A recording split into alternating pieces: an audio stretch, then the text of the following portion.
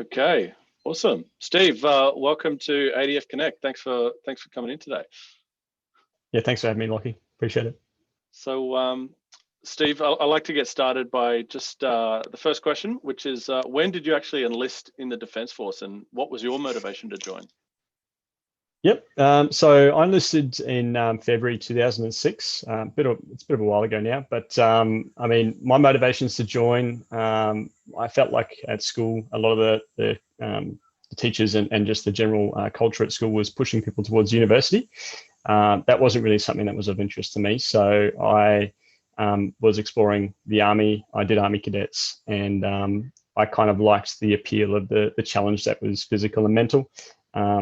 And it really just, was something I was interested in. So I got right into it. Yeah. Awesome. So were you doing the cadets in primary school and high school, or where did you do that? Just in high school. Just in high school. A mate was doing it. He said it would be something that I'd be into, and I gave it a go. And it got me pretty into the space. It wasn't anything hard or anything, but it gives you a bit of a peek into the military. So. Yeah. Okay. So, what kind of exposure would you get within the cadets? Was it, is it something that you do every week, like an Army reservist would do? Is it? Do you get to go into a real base and? Yeah. So the cadets would catch up. I think it was like every Tuesday or something like that, and they just do sort of basic stuff like playing with radios or doing some medical stuff and marching. But I suppose the real sort of exciting thing was doing the camps, or I think what they call them now. But the camps were great because they would sort of get you into some of the Army bases. The operation of organising people was very similar to what the Army does, and the assigning of tasks and stuff like that was quite similar. So that was a good exposure to the operations, I suppose, of how the Army works in one respect. And it was just as I say, good peek into the way it works. Yeah, okay. So it came quite natural to you. You felt comfortable with the kind of the discipline and the chain of command, and that was all very familiar to you by the time that you obviously enlisted and went full time and got to Kapooka and went through that process. It felt quite natural. Yeah, and I think that actually put me in good stead for Kapooka. On that note, I feel like some people that may not have done that would have had a lot more of a severe culture shock to basic training than what I did. Don't get me wrong, it still was a huge shock and really sort of like got me out of my comfort zone, which is kind of why I joined anyway. I like the risk, I like the excitement and the challenge that the Army provides, and that really is what excited me. So people that did cadets kind of, there was a couple of other people in my original basic training that did cadets, and you can kind of spot them. So I think it puts people in good stead for the Army. Yeah, great. So what was your life like before you enlisted? Like, where did you grow up? What's your background? Did you have family that were in the military, or just you? No, I didn't. I was first one to bring up the idea, I suppose. Much to my mum's not shock, but surprise. She wanted if she did something that caused me to join the Army, but it wasn't. It was my own choice. I was just a regular kid. Grew up north side of Brisbane. I went to a good school. My family's great, no sort of issues or tough sort of scenarios there. I just was drawn to the Army just because it was something that would get me out of my comfort zone. My childhood isn't anything special or remarkable. I think that it didn't really matter, I suppose. Yeah. So were you involved in a lot of like physical sports or activities outside of the cadets at school that helped channel your interest towards that outdoor lifestyle, that career within as an infantry soldier? What kind of sports did you play, and how did that tie in? Do you think that was useful in team sports and going through that recruitment process? Yeah, for sure. I did play soccer and AFL when I was in high school. The team sports kind of thing was something I really enjoyed. I enjoyed being part of a team and working towards, winning a game, I suppose, as a team, not trying to be the individual. The Army definitely has that kind of aspect to it. So, again, recruiting do look upon that kind of stuff favorably. I know that they were sort of interested in those kind of activities that you were involved in, being team orientated, or whether you were the captain of teams or groups. That was something that they were interested in. So yeah, sports are handy, I suppose. Yep. So let's maybe move forward through to that recruitment process. So you're applying through Defence Force recruiting. Is there anything that obviously you enlisted as an infantry soldier? Was that your first preference? Were you applying for any other roles throughout that Defence Force recruitment process? Any backup options? No, I actually wanted to be a helicopter pilot, and unfortunately I was doing the wrong maths for that, so that shot that down pretty quickly. But my backup option was infantry. It was just nothing else, essentially. It was either chopper pilot or the infantry roles. So I was happy with either, and I've got no regrets with having missed out on the chopper pilot role. I had a great experience in the infantry as well. Yeah. So is there anything that stands out through that recruitment cycle in dealing, going through the testing and the fitness stages? Do you remember it as being difficult? Is there any tips that you might be able to provide for people that are going through that process or considering going through that process to enlist as an infantry soldier?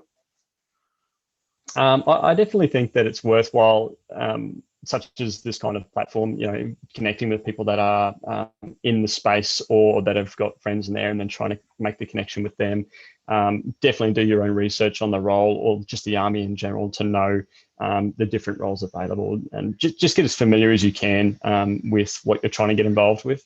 I found that the testing was fairly efficient, really, for me. I know other people may have had some sort of delays, but I was quite lucky. I think I applied at the start of grade 12, and by then midway or 3/4 of the way through grade 12, I had my enlistment date and everything, and I was ready to rock and roll February the year after I finished. So it was all quite streamlined. Again, if you were unsure, it happened quite quickly for me. So if I had doubts, it was before I knew it, I was there. So you want to make sure that you got the information, you're prepared for what you're getting into. Yeah. Well, I guess if it's a minimum 4-year commitment period, you want to make sure that you know what you're getting yourself into. So can definitely absolutely, agree with that. So all right, so talk us through, as I understand, the next steps. You'd be going through to Kapooka as a non-commissioned soldier, going in through soldier training. What do you remember? Were you shuffled onto a bus and flown down there? And talk us through your memories of Kapooka. Yeah, so on the bus, everyone's a bit starry-eyed at this point, sort of wondering how it goes on the bus, and then fly down to New South Wales. And as soon as you get to Kapooka, it's pretty full on, which is their intent, really. They're just trying to, wake people up and shock them into what they're really doing, and just try and get to the bottom of the person that you are, essentially, and challenge you, really. I, again, referencing cadets, I found that I knew a little bit about it to sort of feel a little bit more at ease than some other people. At the same time, it was a huge shock. I kind of realized that I just need to keep my mouth shut, do what they say, and just make it to the end, just get through it. And it seemed to work all right for me. So, there's heaps of other things that sort of go on there that are challenging that, we could delve right into, but we'll save that for another time. Yeah, definitely. Well, we might just, how many weeks was it that you did at Kapooka? Was it around 7 or not, more 9 weeks, or? The weeks are 3 months, I think Was it? Okay. I think it was 3 months. Yeah, I can't remember. 3 months Kapooka, and then I think it was 6 months at Singleton for the infantry training specific. Don't quote me, I think the dates may have changed now. That was a while ago, obviously, but from memory, that's what it was, yeah. Yeah, and I know through some previous conversations that we had, you had some good tips and suggestions for people that might be going through that and starting their journey within the Defence Force as to how they can prepare for Kapooka as well, and what the daily structure looks like, and how to really perform at Kapooka without standing out. But as you mentioned, that's something that people can, you don't want to stand out too much.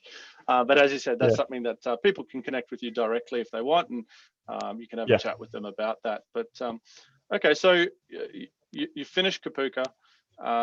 Did you get some time off? Did you obviously knew the unit that you were going to? What happens next? You're graduating from Kapuka, marching out of there. What happened? Yep. Graduate from Kapuka.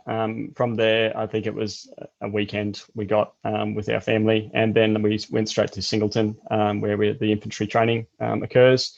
And I mean, we spent, as I say, I think it was about 6 months. Don't quote me. I can't remember. It's a bit hazy on that front. But it was a challenging time.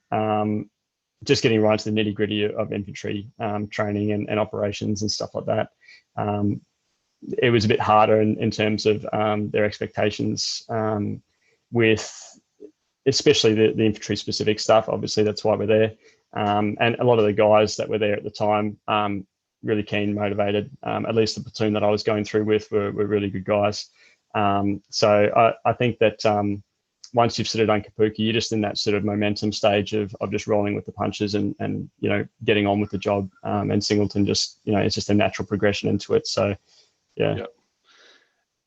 And so for anyone, girls or guys that are looking at a career as an infantry soldier, and they know that pathway of Kapuka and then Singleton for their training, what would like a typical day of infantry training look like?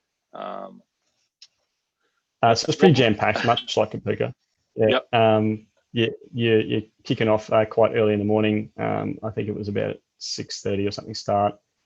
And then you'd be straight into PT, and they're pretty hard sessions. It can be range everything, just regular sort of like physical workout to other things that'd be like equipment carries or pack marching, just stuff like that. Things that are really just sort of grind you, but also build you together as a team. A lot of teamwork orientated stuff as well.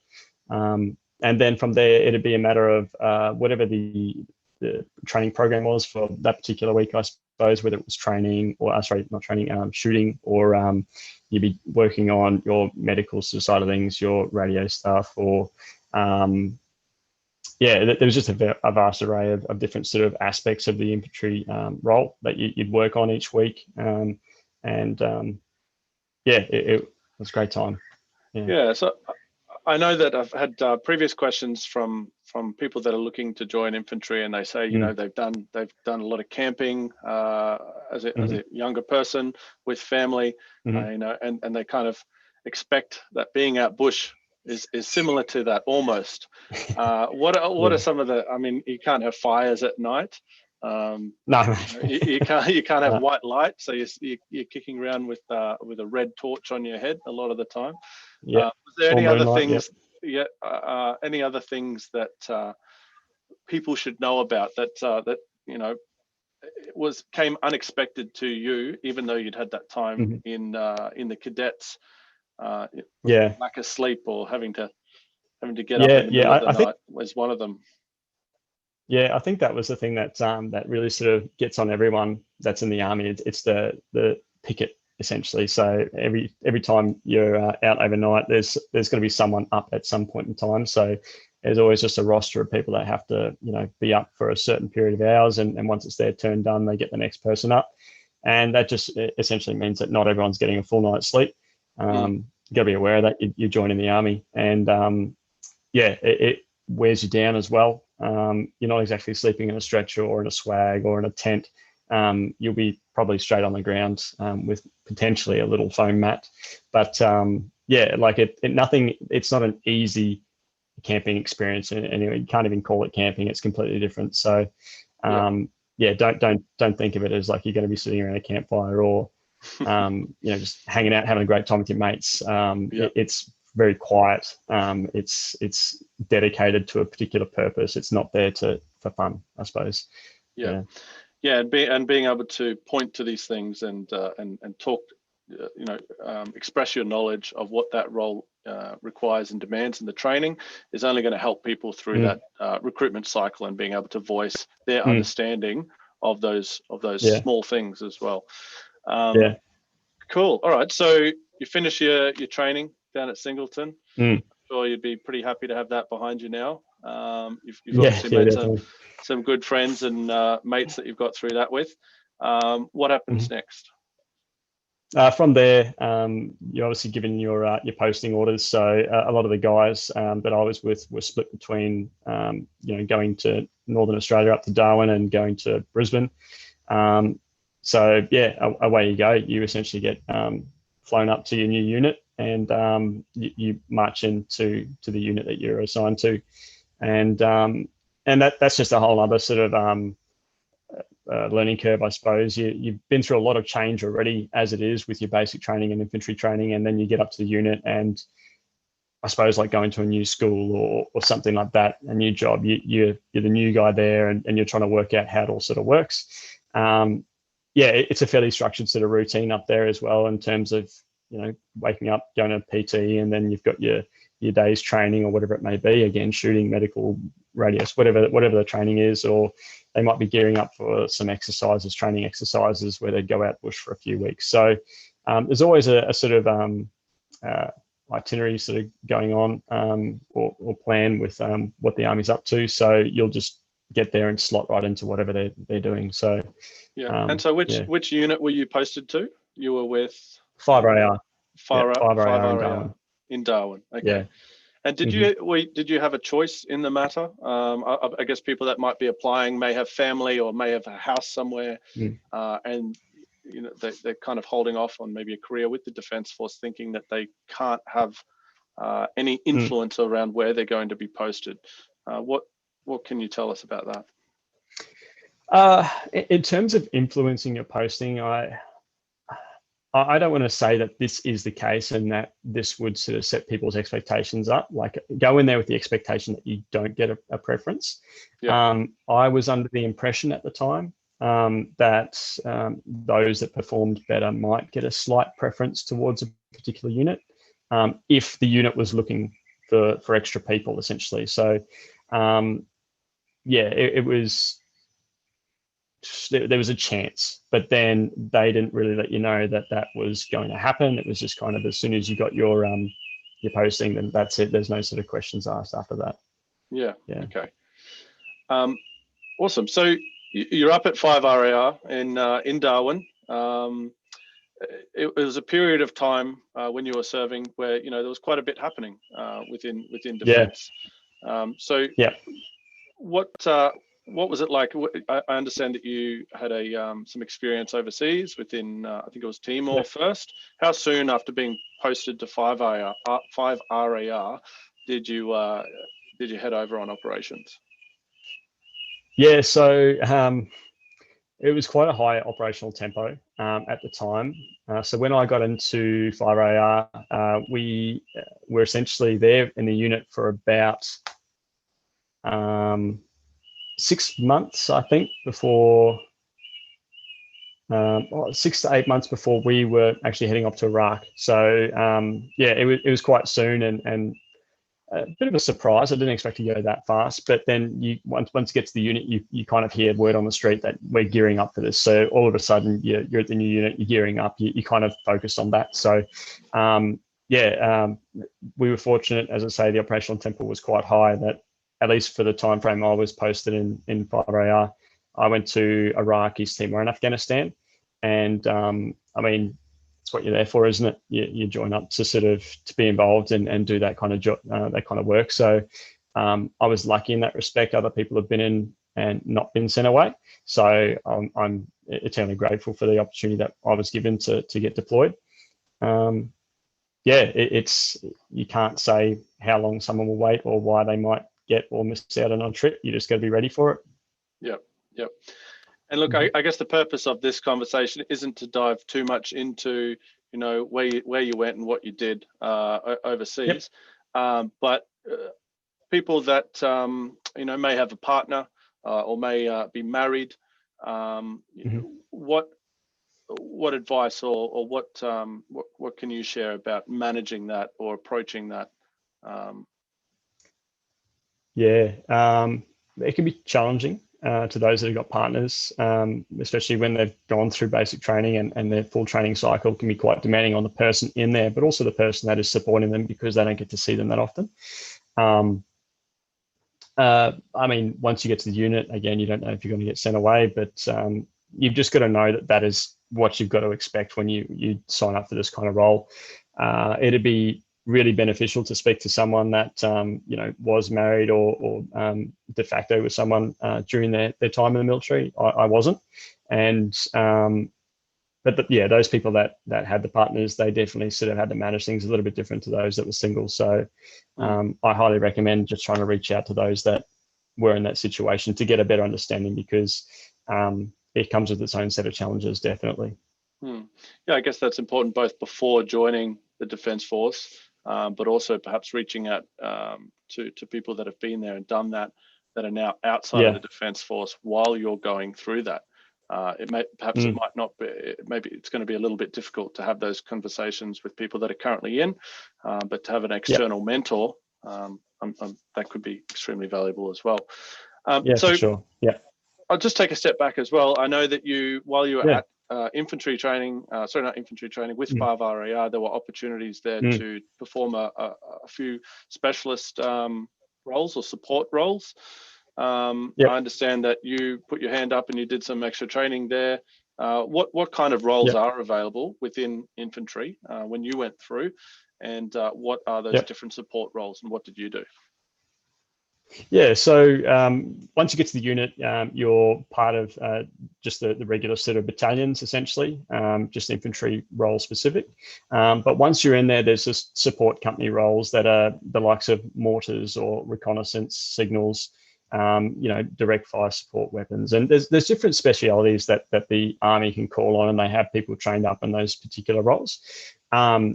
It depends on what the unit needs, essentially, as to whether people can go into those kind of roles. It does happen quite regularly that this course is being run, and you can progress from just the infantry digger, essentially, into one of the support company roles. It's a great thing to go for. It gives you something to work towards and keep you motivated. On that note, a lot of people would sort of progress from there, having done their support company time to moving into whether it's a different role completely in the Army or going to special forces, whatever the sort of desire is. There's opportunities, I suppose, there. Don't think that once you're in the Army that you're just going to stay fixed in one role forever. It has an intent that people progress and constantly learn. So there's always that opportunity there. I went to recon platoon. I enjoyed my time there. I really enjoyed being in that platoon. The guys were fit, keen, and motivated at what they were doing, and it was nice to be part of just a really good team. I really appreciated my time there.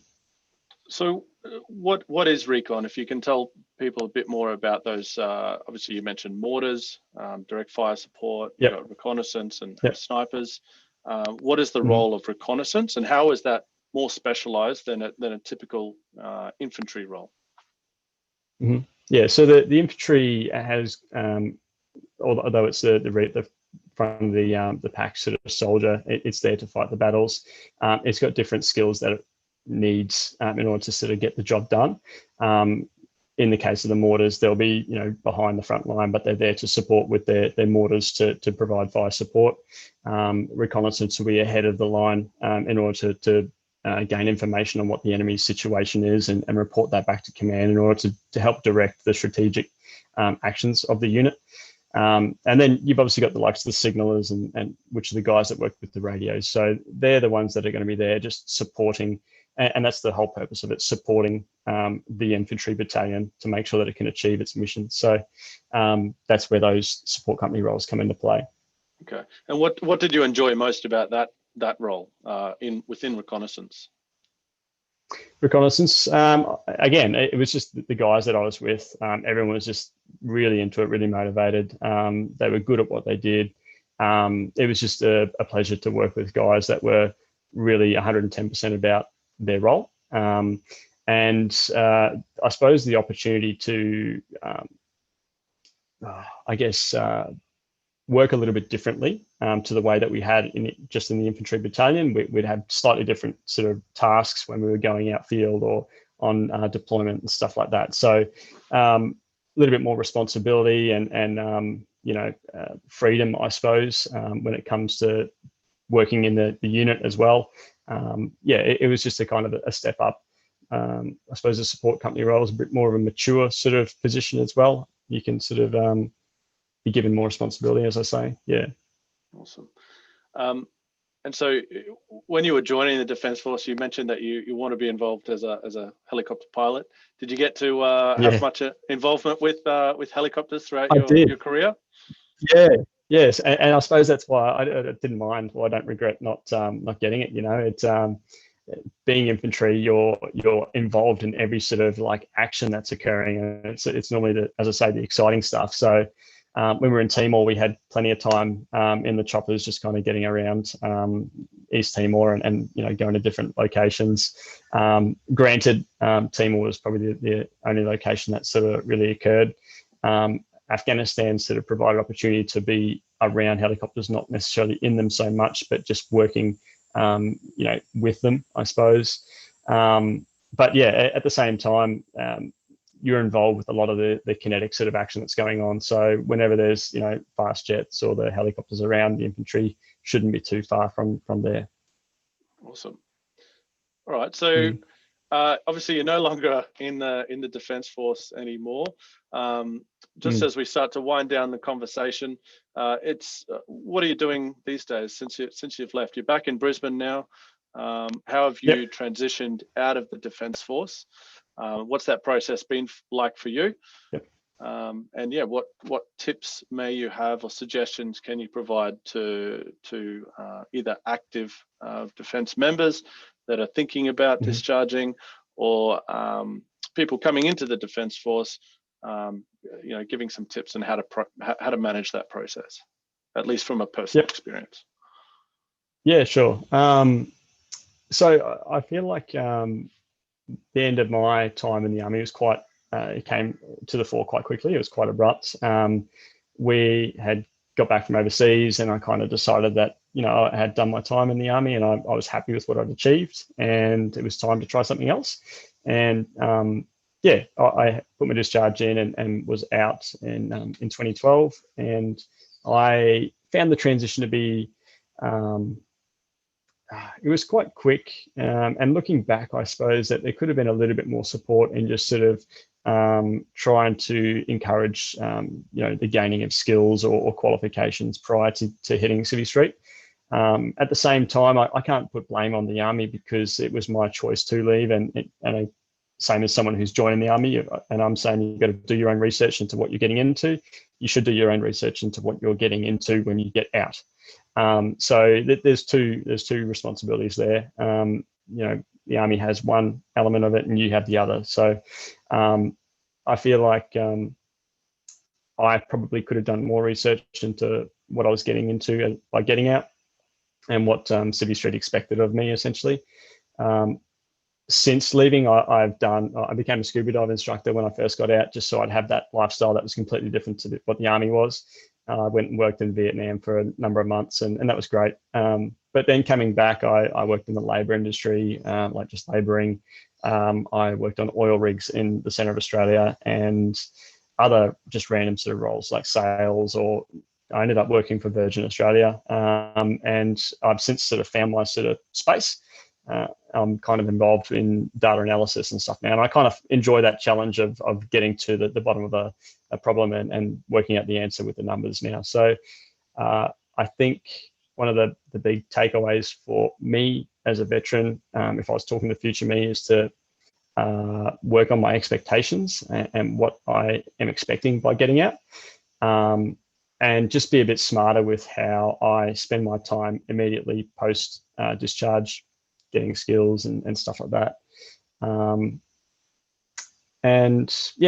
think that everyone's going to struggle a little bit, because it's completely different being in to being out. But at the same time, you've just got to recognize that we're in a different world now, being on civilian street. So comes with its own challenges, Yeah, and at the time of obviously this interview, we've got it's 2021. We're still battling COVID, and the lifestyle working remotely as you are at the moment from home Yeah. is completely different to what were you doing a couple of years ago, where you're, having to Precisely. turn up. Yeah. So excellent. Yeah, Well, look, that's right. Steve, thanks so much, mate, for sharing your story. As always, thank you for your service. Thank you. It's been an amazing journey. I know we've been mates over the years, and so this is actually a good opportunity for me to really ask you the questions that a lot of people may not know. And it's not easy for people to reach out and ask these questions from people that have been there and done it. So just want to say thank you so much again. And thanks for joining us on the first episode of ADF Connect. Appreciate it. No dramas, mate. Cheers for having me, mate. We'll catch you. Awesome. Thanks, mate. Bye.